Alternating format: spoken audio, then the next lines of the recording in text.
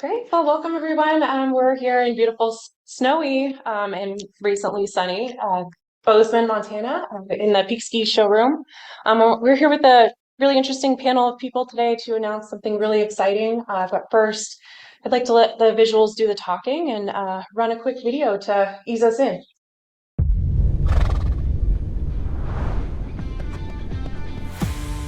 For all the amazing, incredible, remarkable things Peak Skis can do, this just might be the most astonishing thing they do.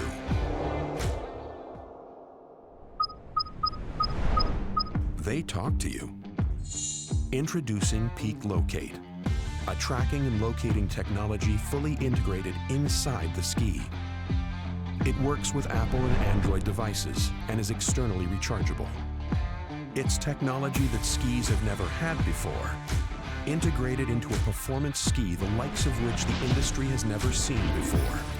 Because when you're on a ski this amazing, the last thing you want to do is lose it. PEAK Lôc8, only available inside Peak Skis.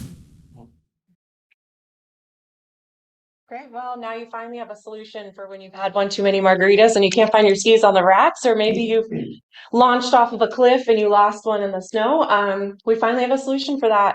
Here with me is Daniel and Doug from Pebblebee, and also Darrin, Andy, and Bode from Peak Ski Company. And they are going to talk a little bit about the technology behind this exciting new innovation. Now, I think I'm going to start with you, Bode. Tell us a little bit about what this PEAK Lôc8 addition to the skis means for the average skier and also for your company, Peak Ski Company. Yeah, I think we've had a lot of conversations about that exact thing, and there are still my brother who passed was one of them, a purist who wouldn't ski with his phone. He wouldn't snowboard with his phone on. So we wanted to make sure that anything we did respected the purists and the people who didn't want technology.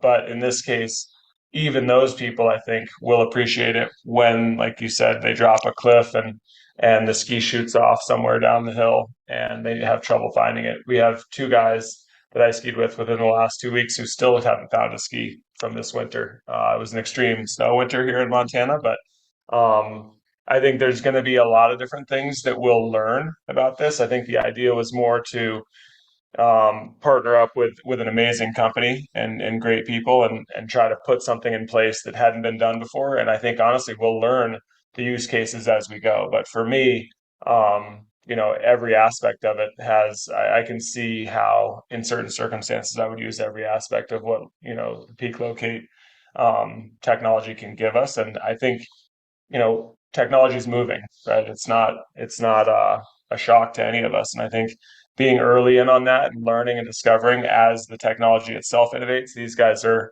cutting edge and they have been. So we'll be able to kind of move and morph with the technology and with the demand as well. This is kind of the first step of that. And those two guys weren't associated with the two margaritas losing their ski, nothing like that. No, it was like trees in the back and a guy Was it? crashed. And yeah, I helped look for it. I mean, there's no tracks, no nothing. We dug around, six guys, 25 minutes. And then we're like, we'll find it in the spring, man. Sorry.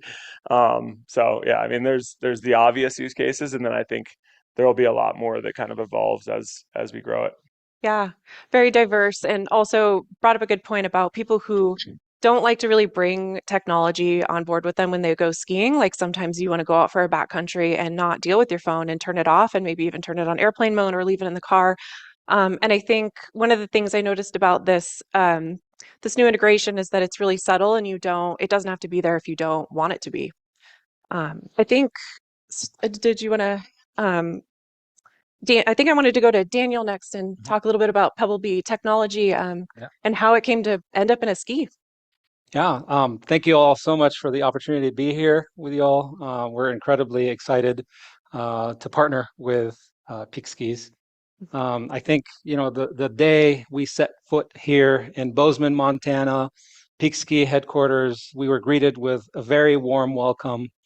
And I think I sensed sort of a very similar DNA to our culture, Pebblebee's culture. It's innovation, the grit, the peak ethos, when it comes to integrity.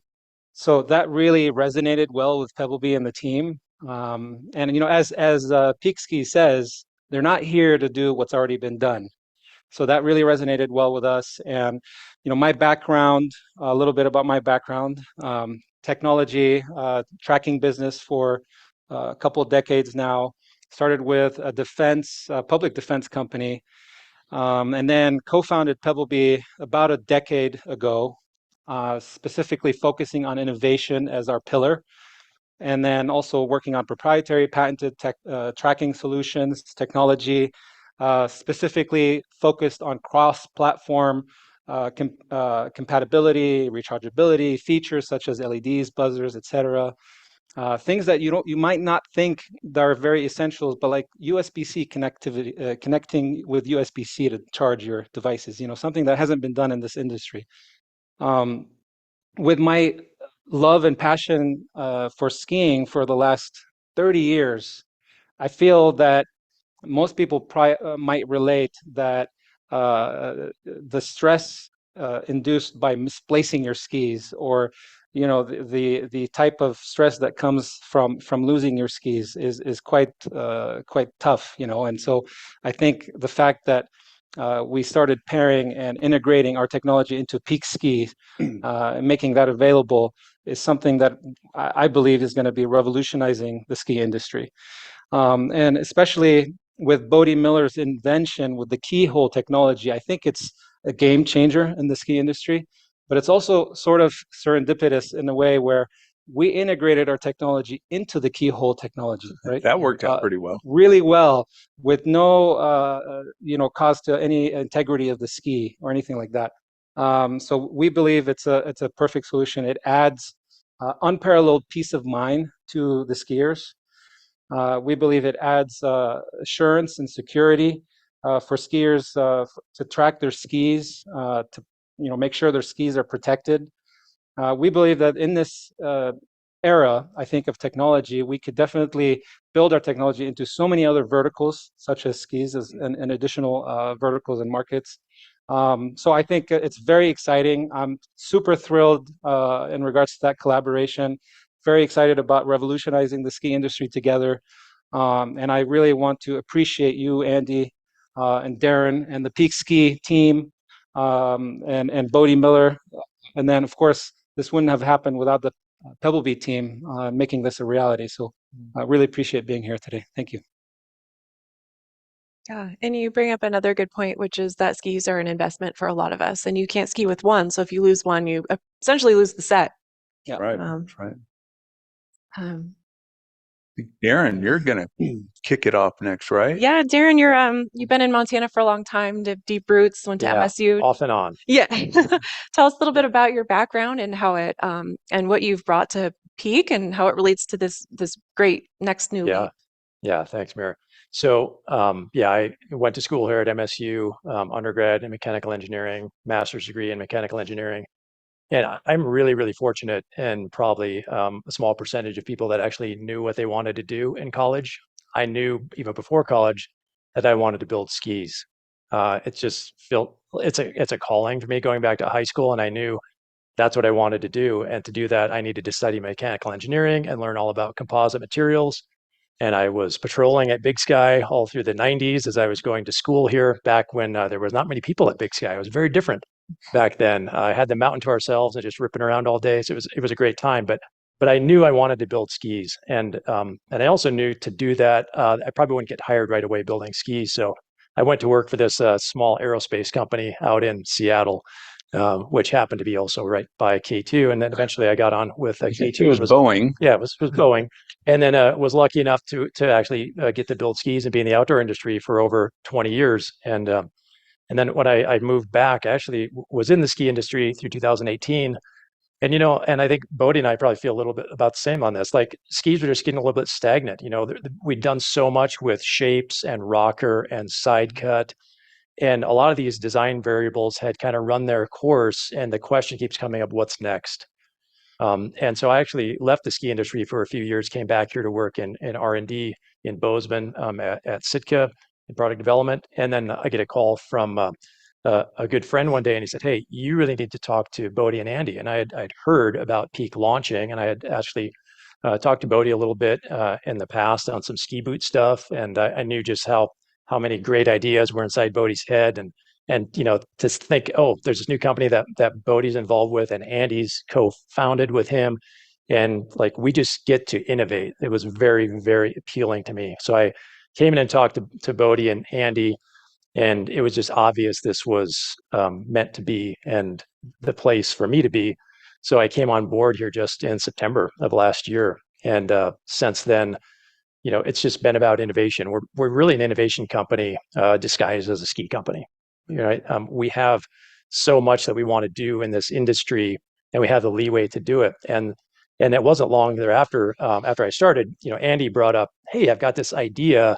Been playing around with location devices on skis." I said, "Oh, that makes sense from a lot of standpoints. Find your skis in the snow, maybe theft deterrent. You can track them where they are. You can get notice if you leave them behind."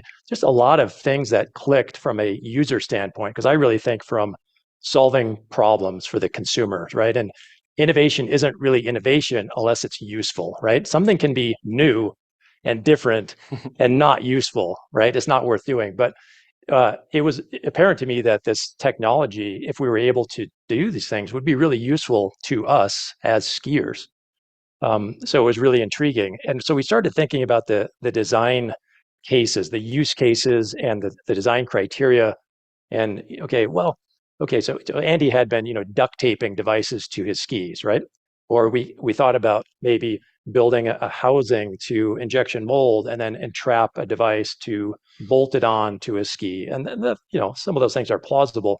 But we said, but what's the ideal state, right? The ideal state is put it in the ski, right? Especially if you start thinking about if skis, were say borrowed inadvertently by somebody that shouldn't be taking them, right? You could just pluck that thing off and you wouldn't be able to track your skis. So really the holy grail for us was put it inside the ski, make it small enough that it won't impact the ski performance.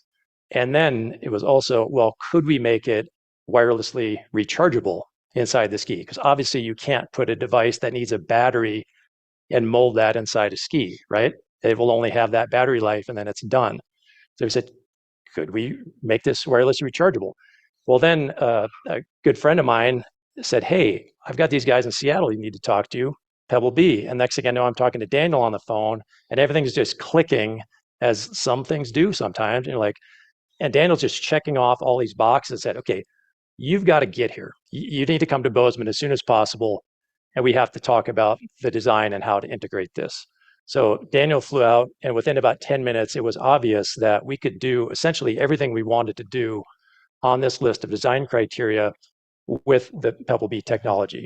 And we're just kind of looking at each other like, is this really this good? Like, can we actually do all this? So everything was just clicking. And so, and then it was just one thing led to another. And what he mentioned the word serendipitous. I think that's a very good word, because we actually have this keyhole technology, which, Bode had developed and actually makes the skis ski better, makes them very unique. And so we already had an area to put the keyhole to allow it to be wirelessly rechargeable, because you can't do it through metal. You can't charge it through Titanol, but we already had this zone. So we can put the device right into the keyhole and charge it wirelessly. So like everything was just lining up. And that's why we're here today. So just a lot of these things, just incredible, really, from a design standpoint, and how fast it's been. So here we are talking about solving problems for skiers, right? With solving for finding our skis in the snow, solving about finding them in the rack, solving about, if they are misplaced or if they're lost in baggage. I know, oh, they're at O'Hare, right? I mean, how many of us have lost skis on a trip? I have many times. How many have lost skis in the snow? I have. So there's just a lot of this stuff that's piling up. Say we're ticking off a lot of these needs with one solution. How many have lost their kids on the hill? Right. Maybe a little unique to me, but it happened. Yeah. Don't say it out loud. Yeah. And lose them. Yeah, define loss misplaced temporarily. Yeah, it is something that I think we need to probably touch on, and that is, the serendipity that comes with kind of being super aligned, being 100% believing in and committed to what you're doing. Seems like things, I don't want to get too foofy up here, but like it seems like things fall into place. And it hasn't just been once, it's been a lot of times in this project over the last couple of years that Andy and I have marveled at. So really psyched to have you guys, come and join that kind of movement of really doing stuff that, it's not a marketing ploy. It's not some, make a ski out of cheese because it's different, like, and you can't ski on it, kind of thing. This is real impactful stuff that I think will help people, will make the experience better, reduce stress. I mean, skiing shouldn't be stressful, right? Besides wondering if you're going to crash or not, but the rest of it shouldn't be. And I think this is a really positive step. And again, mostly also for me, I always sort of think long game. I'm looking at like the partnership, the development opportunities in the future. It's really fun to have something impactful and solid that's totally executable right in front of your face. But then it's also important to have that kind of ethos where there's next steps and you can already kind of sense them. And right now it's just kind of keep the eye on the ball here. But I think it's going to be a lot of fun to be able to work together and grow sort of how it's applied to the ski and the functionality. Yeah. Why don't you grab? No. And I'll just Van show you away guys. moment. Yeah. And and Mira and others were talking about how a lot of people don't want tech to get in the way. I don't. I'm kind of a tech retro grouch along with a lot of people. I don't want tech getting in the way. And this ski has keyhole in it and it has the Peak Locate in it, but you don't know that, right, until you use it. So it's really not kind of there until you need it. It's always working, right, if it's on. But the device is right here in the keyhole. So right now I'm locating it, and the way this works is right that it's there, and if I lose my skis, I turn on the app and it will guide me. And you basically do a grid search with a relative signal strength counting down. We want it to be similar to what a lot of us are familiar with in using a beacon, where you're counting down range and doing a grid search to find the object. So it's quite simple to find a lost ski that way. And then if it's in the rack, so again, in that mode, you're actually in Bluetooth mode. So your phone you're in range of your ski in Bluetooth mode, and you're finding your ski in that manner. It's similar if it's in the rack, you're in Bluetooth mode, you go out, walk to the ski rack and like, oh man, I can't remember where I put my skis. And you can get guided in and you can ping your skis and light them up. It's like, oh yeah, those are my skis. Or when Peak skis dominate all the ski racks in the coming years, and you have to figure out which pair of Peaks is yours, you can light that one up and those are yours. That's already starting to happen, by the way.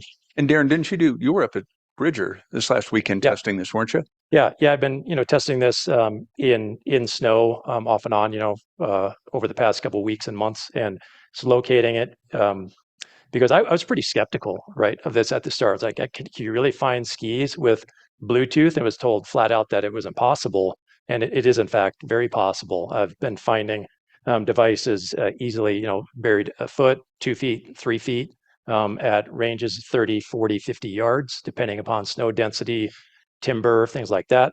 But it definitely works, and it's really, really convenient. Having lost skis, I mean, I've lost pontoons in snow in the Cascades, which is pretty hard to do, but where you get a lot of snow, anything's possible. So solving that is huge. And then if your skis, if they're lost in transit and you need to prove to the airline that no, my skis are there, I know they're there because I have a tracking device in them. That can really ruin a vacation to be in Europe and not have your skis. So there's just a lot of use cases that this solves, and we're excited to roll it out. I told my wife, who was just here but left, she was like, doesn't that seem like it's going to be an extra hassle? And I think she was originally thinking that it was going to be something attached to the outside, like we have those now, the air tags or the Samsung version of the same thing. And while we have some in our house, it's rare that we actually affix them to the things we need them affixed to, because they end up being bulky and you just don't they don't work. Whereas if you had them and they were the size of a stamp and you could integrate them into the product, I think we'd use them all the time. I mean, we are losing stuff left and right all the time. It would be ideal if you could basically have them in everything. But she actually, and it's always a good test for me because she's generally curbs her enthusiasm for new ideas and things. But she was really excited and impressed, and that was got me excited, even more, because I get excited about things, about inventions and innovation and technology, and she's more functional based. She wants it to improve her situation, and she was like, "Oh my God, I lose my skis all the time in the rack. Just they get moved or you can't find them." And That's why we keep sending skis up to Big Sky. exactly, that's why they all look the same up there too. And you have the device itself, don't you? Yeah, I do. I actually, uh, this boils down like 10 years of innovation. When you mention making it stamp size, right? This is quite a bit of innovation that's boiled down, from 10 years of innovation going into how to make it super thin, custom design, and taking into consideration the atmosphere, the platform. Where is this going? What are some of the environmental issues that we need to take into consideration to make sure this works? Longevity of the battery under extreme weather, rechargeability, wirelessly externally rechargeable. So anyway, quite a bit of development that's gone into this little tiny paperweight, or sorry, that should not paperweight, very lightweight device that is embeddable inside of a ski. You can't even notice. It doesn't affect the integrity of the ski whatsoever. Yeah, And it's flexible as well. yeah, so it does flex Yeah. absolutely. Maintains the integrity, and you can see it with an app. You can locate it. You can see how far you are from the device, and it has the LEDs that are controlled individually right here, and it's also, as you said, wirelessly rechargeable Qi wireless recharging. So, Yeah. Great stuff. no. Great. When can we expect to see these in skis? We are working on that. Darrin, would you want to take a swing at that first? Yeah. Our goal is to have this in the collection for this fall. So like this coming winter. So call it the 23-24 collection. Have it in certain select models. I think there's going to be big demand for it. We're already, since the launch today, certainly have been contacted by a lot of people already. That's like, I've been waiting for this. So that's our goal. Yeah, as soon as possible, but for this coming winter. It'd be fair to say, Mira, that Bode and Andy, certainly Bode, are driving a lot in terms of idea generation and more. Darrin's there to ground us and tether us, make sure we test it, prototype, test it. And that's why we're not guarded, but we're thoughtful about how we're going to deploy this in our skis. In fact, we're meeting with the folks in Slovenia that make our skis for 23-24 to talk to them about this and how far we can go into the 23-24 line of skis. I think maybe to add to that, the first meeting you had when you were here was December. Mm-hmm. Yeah. So that's a pretty fast time frame. We've been in the consumer products business for a long time. Generally, it takes a year or longer to bring new products to market. So that would be within a year from meeting one to having skis, with the built in. And Doug, Daniel called it serendipitous, but for some of y'all here that may not know, that first meeting was what, first week of December, something like that. One of the first meetings, and I'll come back to what Bode said, where it's kind of every 10 or 15 minutes we'd cover a topic, and it was a great outcome. Next topic, great outcome. It was literally kind of the sequential things of, this is going to be great. This is going to be a question of, well, do we launch at CES in early January? Kind of a month. It's like, I think I saw Darrin literally pushing the clutch in, right? Yeah. Imaginary clutch, and saying, let's slow down a little bit. But it is, Doug, that's a good point. Well, and you do hear that a lot these days in the tech world of amazing capabilities, amazing technology. Okay, well, what can we do? Well, it's going to be 3 years till it's ready. Yeah. Like we're here, and you're like, all of a sudden, all the great just crashes. In this case, we didn't have that. It was like, yeah, we got it right here. This is how it works. And we were like, well, we have a perfect place to put it, and it works, integrates perfectly in. So yeah. Actually, a question for you guys on that, for both Doug and Daniel, is in your space in particular, things move very quickly, right? Every aspect of technology. How do you guys have that baked into your thinking and development plans for this device and other devices to stay contemporary and kind of on that leading edge? I think we've done so much over the last decade. We've built it into golf clubs. We've built it into so many other products, and we've come up with several products a year, and we've come a long way. So we've learned quite a bit over the years, and we have the technology, and we have the IP. We've protected the IP and everything that we've done so far. That when we came here in December, and I had no idea how we're going to fit this. I knew about the keyhole technology, so I was really excited about that. And I came in and spoke to Darrin. I said, you know what? I think we can fit this in the keyhole technology. And Darrin and I were like, we looked at each other and we're like, well, why don't we go downstairs to the lab and see how this can work? And within half an hour, we figured out the whole design. And then the next day, we put it into action. And within 2 weeks, we had samples. So we should have launched in So- early January. We should have. If I could add to that, the reason why is because of him. So There you we've got an incredible founder that he's spent 20 years in tracking. We've got an incredible team behind us. But we were the first to launch a rechargeable product. We were the first to launch a card product. We were the first to launch a product that works on both ecosystems of Apple and Android. So we've been the first all along the way. Now we've packaged all that up together, and now we're the first to have this built into your skis. So it's really about the development work that he's been or brought to this company over the past decade. Right on. I think I attribute it to the team more than myself. I think we have an amazing team, 100% efficient, and I couldn't be prouder. Of my team. But yeah. Do we have any viewer questions to go over today? Or? I know there was one I read that was handed to me right before we came on, and that was kind of on the business side. So kind of for Doug and Andy here again, and everybody, of course. And that was, as we integrate this, what's that look like long term? Is it just in Peak Skis? I think that was kind of the gist of the question. And not everyone just skis. Yeah, no, that's exactly right. So thankfully, in addition to these discussions, shared spirit, passion, drive, we knew that there was a commonality there. And what we moved into was a position with this group, this really cutting edge group, Pebblebee, to take on this multi-year exclusivity in the mountain and winter sports space. So we have, as part of the announcement today, made it very clear that, we're going to integrate these as much as we effectively can in the Peak Skis for 23, 24. Going to more on that down the line. But at the same time, we're talking to quite a few other folks. In fact, I've already received 2 emails this morning since the release went out, and we've had some pretty engaging conversations with others. We can't really disclose those companies. They're pretty big name companies that are in this space, and pretty encouraging. It's really exciting because this is something I couldn't say we stumbled into. We found it because of our drive, but at the same time, with Pebblebee as a partner and working with us to enable this, we have this position where we're going to end up talking to these folks and opening up this technology for skiers, snowboarders, and the like, literally globally to use this, because I think it could be of great use. And I'd highlight, I think we're still just clipping the tip of the iceberg on the use cases. Where we have the theft deterrent, the snow, losing the skis in the snow, and certainly the 2 or 3 margarita lunch is what I think Darrin referred to.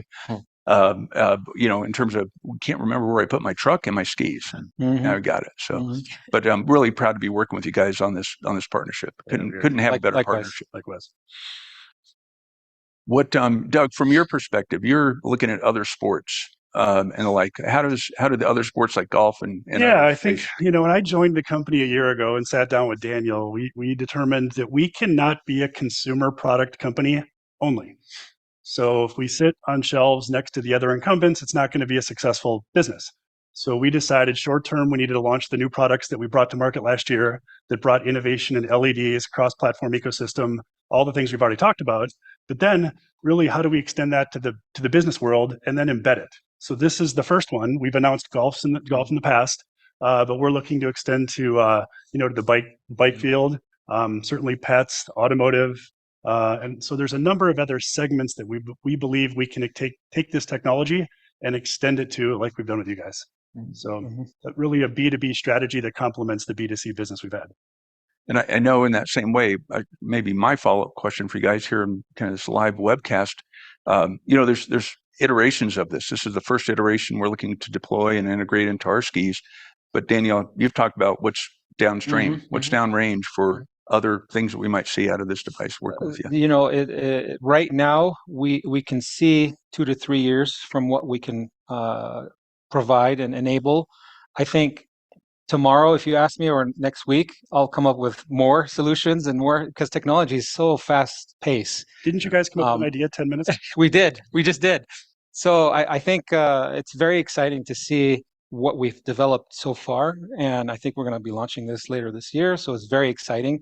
But I'm even more excited about what we're planning to do for next year and the following. It's going to be great. So I'm just curious from a tech perspective, because I lose track of this stuff. What all is in the first iteration? We have NFC. Yeah. Yeah. So, you know, it definitely includes NFC for tap and claim. We might want to explain to folks what NFC is. Near field communication. And it's most of your latest phones have that. You know how you tap and pay? That's NFC, near field communication. And then it has a Qi wireless charger for wireless charging, because obviously you can't plug something into the ski. You can, but then, you know, waterproofness, et cetera, becomes an issue, and thickness.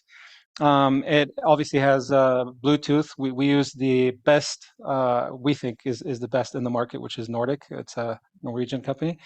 And it has multiple LEDs. They're configurable. You can come up with different designs in terms of the sequence of LEDs that can turn on, but mostly because you want to find your skis, you can see them illuminating. And then, of course, it has a battery that we believe lasts a full ski season. It also depends on the environment. If it's -20 Fahrenheit for extended periods of time, it's probably going to deplete the battery a little bit faster than if it was in room temperature. That part was really important because, you know, when we first sat down, and I think we talked about it prior to this little get together, was when I was goofing around with the duct tape on my skis and that other device. Boy, golly, the ambient temperature just drove that lithium-ion battery down quick. And that was just not going to work. Yep. We all know that that's the case, right? And I think the other part is this isn't just a local at-home type of range. We have crowd GPS, and that's been something we've patented for a decade now.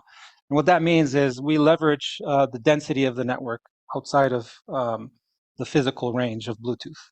So if you ever lose them or misplace them somewhere, you can track them and find their location and timestamp on the Pebblebee app. And then if you ever put them somewhere, like let's say at a rack, and you're going to have your margarita, and they are left behind because someone moved them, or you actually just forgot about them and went in your truck because you had too many drinks, you will be notified on your phone to go back and retrieve your skis.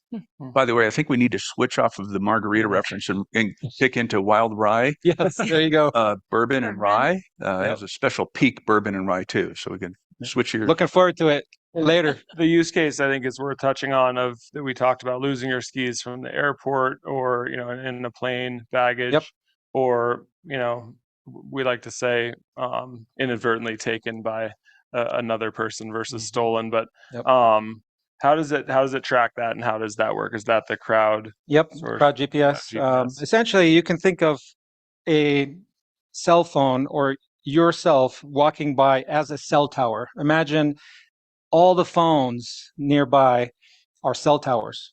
And as your device or your ski, the Peak ski, walks through, those phones pick up that specific unique identifier, serial number, for example, or MAC address, and it essentially uploads it to the cloud, and the cloud then sends it to the owner, and it's completely encrypted.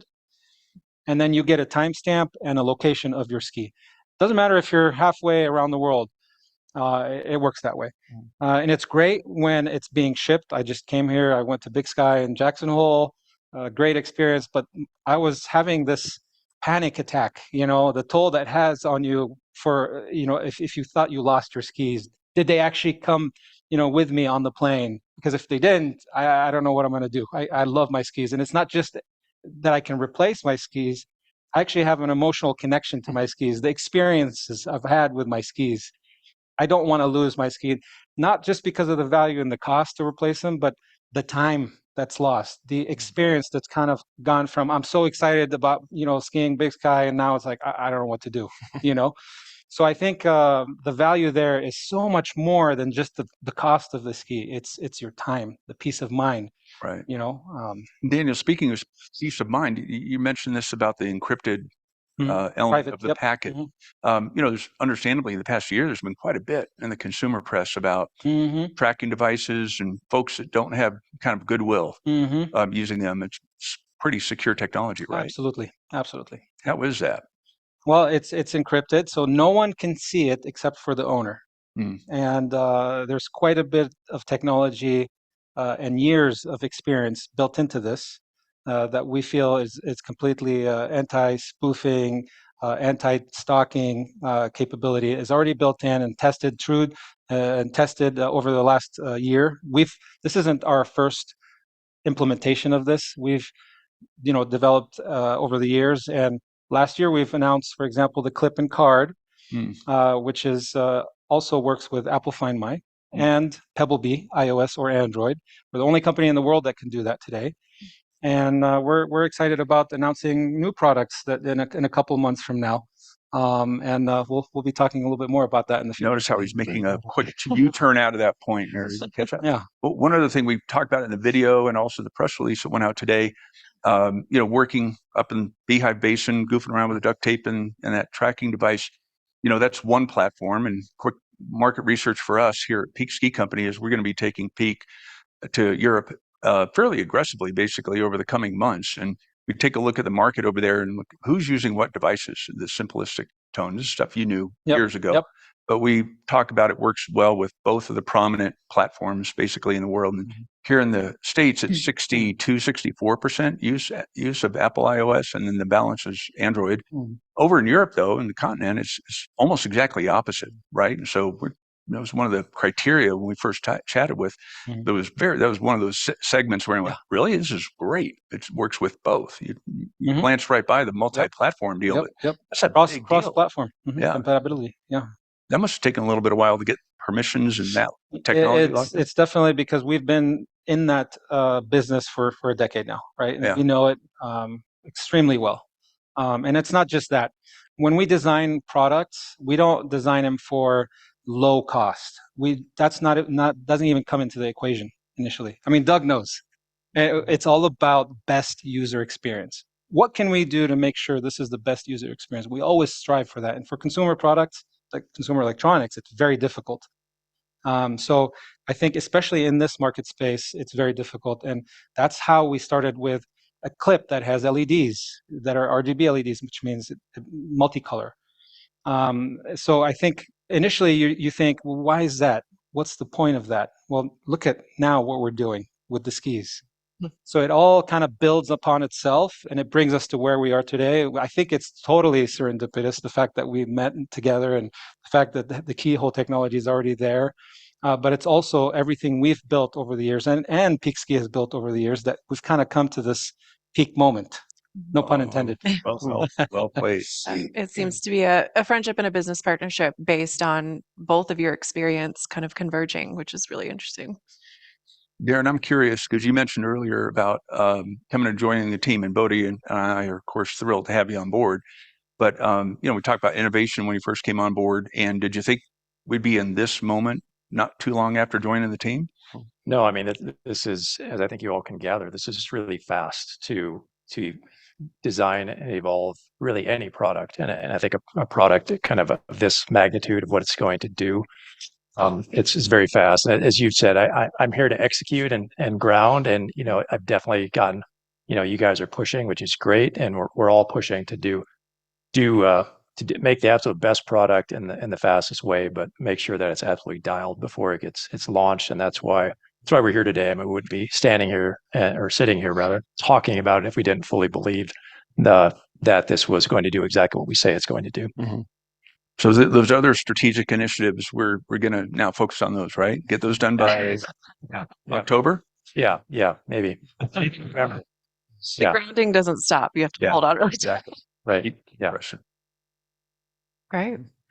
Well, the snow's getting a little soft out there. The season's coming to an end. One word we've talked about a lot is innovation here with this company. So is there anything else that, Peak Ski fans can look forward to with Peak Ski Company in the coming seasons?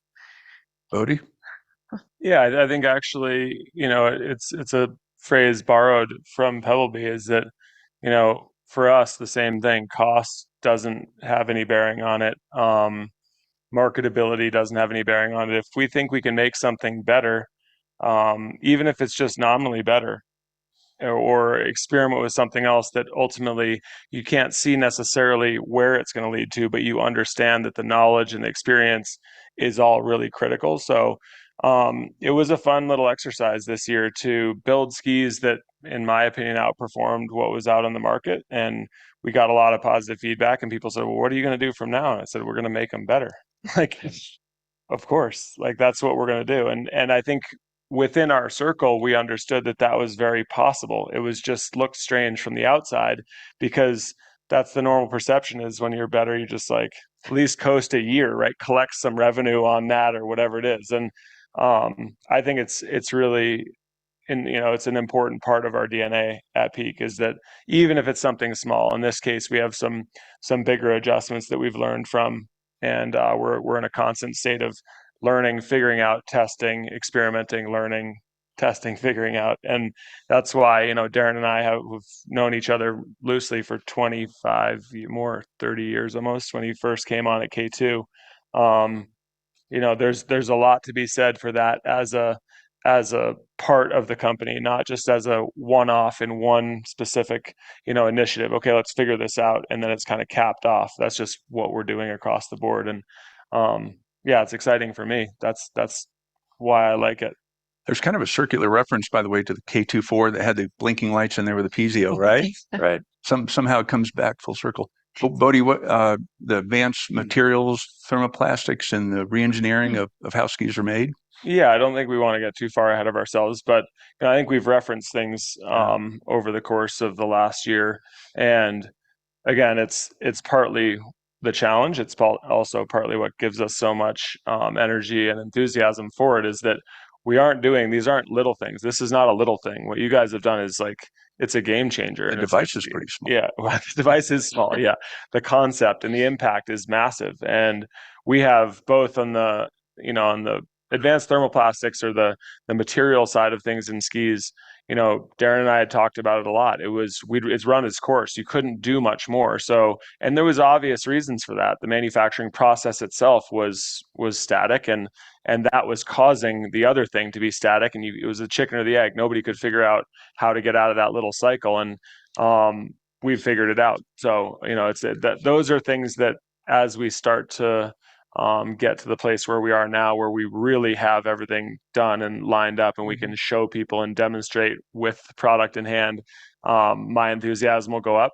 I try not to get overly fired up when I can still see that there's a little bit to be done, but it's very exciting for me in that we have all the pieces. There's no new thing that needs to be invented. We're not waiting for 400G cell towers or whatever there might be required for these different aspects to be real.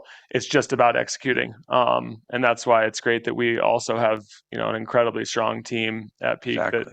that we're all pulling in the same direction and really believe in what we're doing. So I think it's going to be exciting over the next bit to be able to launch those ideas, and hopefully we'll continue to push forward and be able to partner that up with really cool tech implementations. Amir, it's critical to emphasize what Bode just mentioned. We have this world-class, high-impact, high-speed team here. Mm-hmm. We've been good fortune for us, not unlike your team, how you reference your team. Daniel Bode and I talked about our team, our Chief Operating Officer, Mark Daneman, Tracy Chang, our Chief Marketing Officer.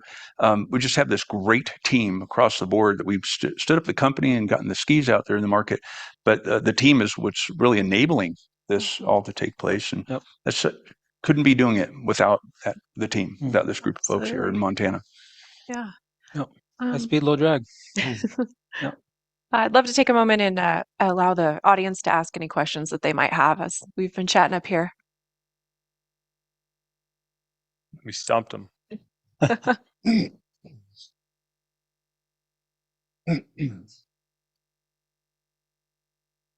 Yeah, absolutely. It's wireless charging.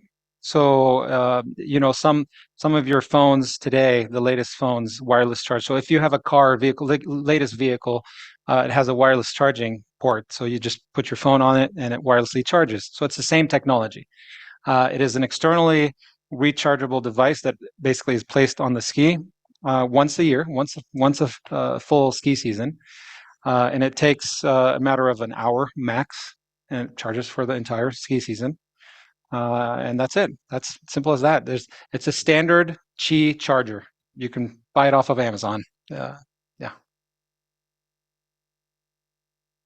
Tracy, were there others? Lunchtime. Yeah.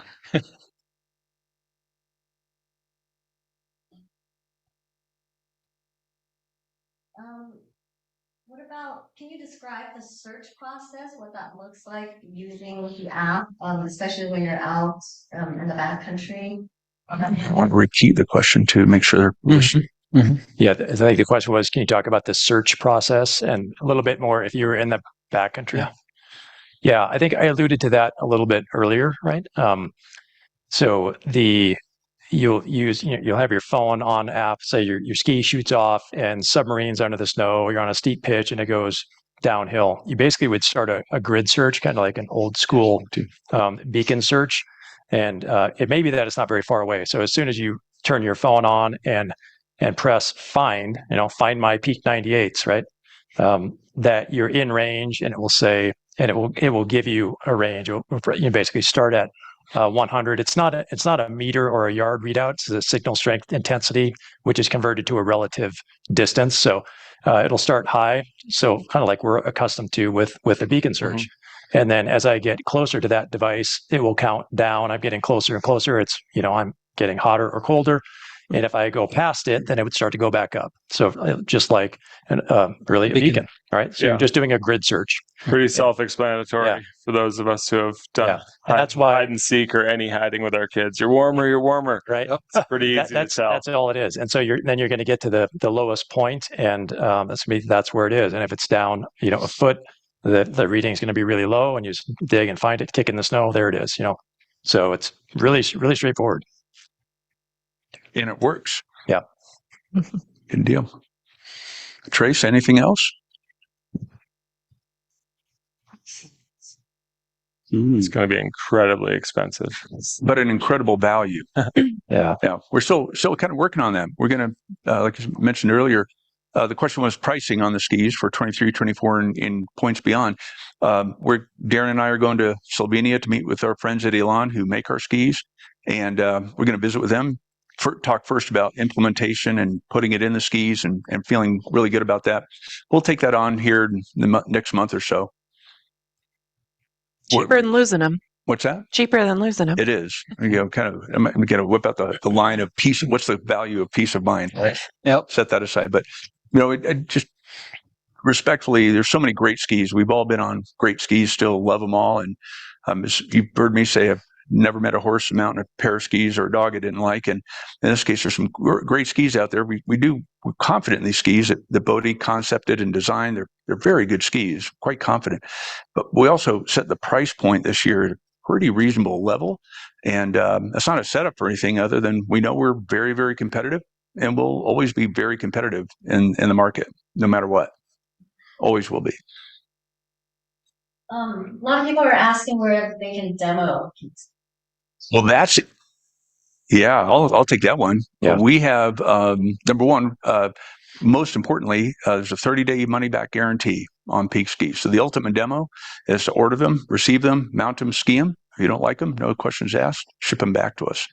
You get to test drive them, use them in the conditions, the mountain, any place you want. But we also have built a partnership with a great group founded by a friend of mine from Steamboat Springs, Colorado. I've lived there for quite a while.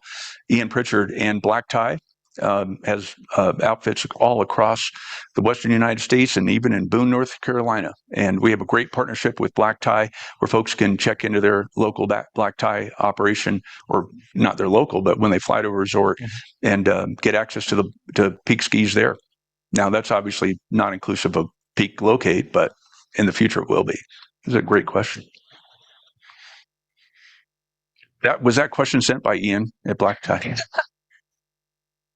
I love it.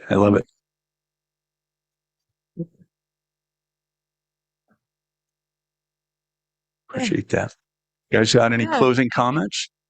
Sandwich time for me.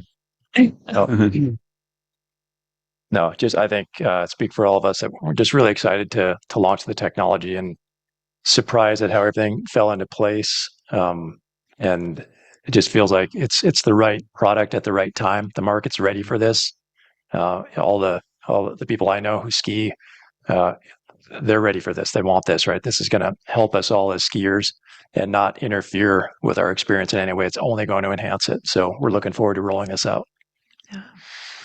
Yeah, I mean, I'd say again, super thrilled about this collaboration. And I truly mean this, that I think this is just the beginning of revolutionizing the ski industry and a great beginning to an amazing partnership with Peak Skis. Right on.